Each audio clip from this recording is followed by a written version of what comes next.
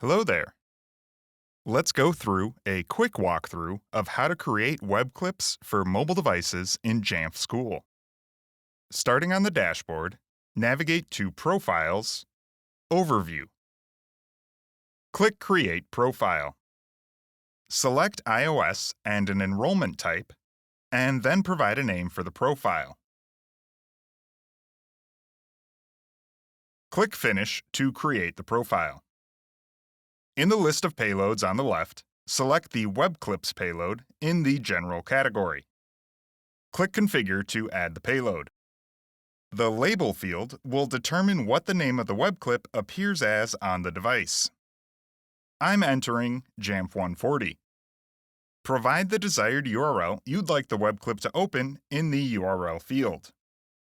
I'm entering https://jamf.com/140. If you'd like the web clip to open in a specific browser, select one from the menu provided. Otherwise, leave Not Specified selected.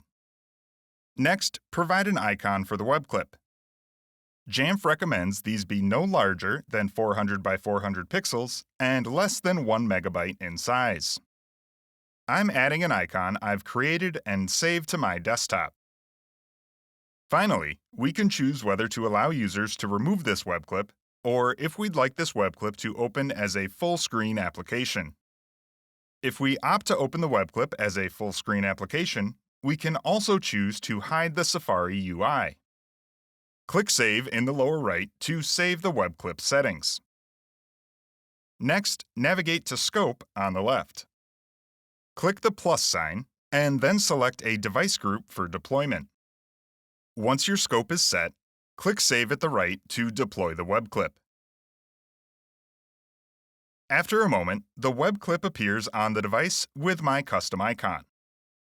If we tap the web clip, Safari opens the web page as a full-screen application.